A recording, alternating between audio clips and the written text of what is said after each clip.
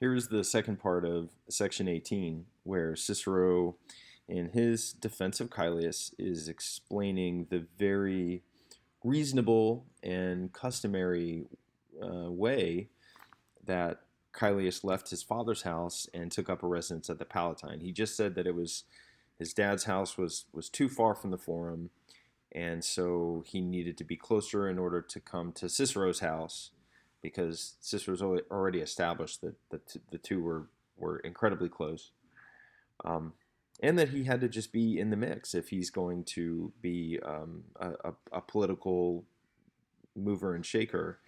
Um, and so here at this point, he takes really his first dig at Clodia. And so we get quo loco here. And again, we have a connecting relative. So I always teach my students this is like et eo loco, right? So and at this place or in this place, and what he means here is of a speech. So at this point of my speech, I am able to talk about the thing which, or the thing that very famous man, Marcus Crassus, when he was complaining, so queror, to complain, about the arrival of King Ptolemy, said a little earlier. So Cicero is going to bring up something that Crassus had just previously said here. And it's this snippet from a lost play called Medea or Medea Exul. And the snippet here is, I wish that not in the Pelian Grove. Now, I've given all of this in English because I feel like it's going to unnecessarily belabor my students when the literary reference here is the point, not the translation into English. And so Cicero continues, he says, well, I would go further in applying that and say, for my wandering mistress would never, and then he paraphrases, have given us all this trouble, and then goes back to the direct quote, Medea, sick in her heart, wounded in her that fierce love of hers. The quote here deserves some explanation. So Crassus has already given a speech in this trial, and apparently he is referring to Dio's embassy, or not in this trial, but he's already spoken and concerning Dio's embassy.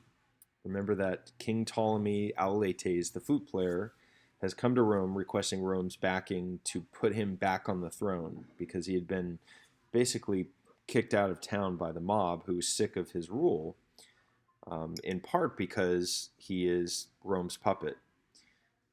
Dio leads an embassy of 100 people to come and protest this and to tell Rome to stay out of it. So in debating this sort of thing in the Senate, Crassus brings in this literary reference, and there's some really good things going on here. One is that the reference here is from Medea, and Medea, remember, is the woman from Colchis, and she's a sorceress. She's the daughter of Iolcus, and so she's wishing that Jason and the Argonauts had never come to Colchis and never entered her life. And the Pelian part of that reference is that she just wishes even that they had never even built the Argo, his ship, from the wood on Mount Pelion in Thessaly. So there's a couple things here, a couple reasons why this is a great reference. One is that in his prosecuting speech, Atratinus, the main prosecutor, dismissed Caelius. He calls him a pulcherrimum Iasonem, a pretty boy Jason. So he's already brought in this sort of Medea, Jason, and Medea reference.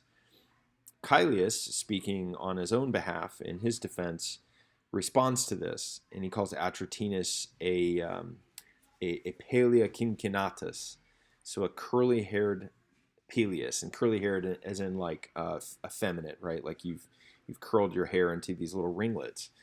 And so Peleus, of course, being the king of Iolcus.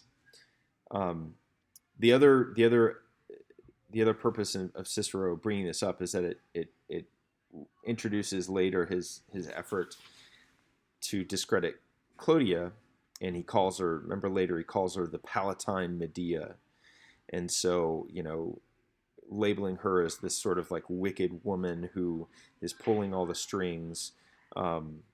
And is responsible for the deaths of people close to her, right? So Medea killed her, had her brother killed, and then orchestrated her father's death later. And so remember too that this whole trial is taking place during a holiday, so the jurors want to be entertained. So this would have been pretty entertaining. So there's a very, very vast kind of deeply rooted literary elusive reference going on here. So let's continue with the Latin here. For thus, or thus indeed, judges, you will discover that which, when I come to that point in my speech, literally to that of a point, right? So this is that partitive genitive there, but to that point or to this point. And here the verb I will show. So for judges, indeed, you will discover what I will show you, I will reveal when I get there in my speech. And then that starts out an indirect statement that this Palatine Medea and this move literally to the youth, fuisse causam, was the cause either of all of his evils, or rather of just all the gossip.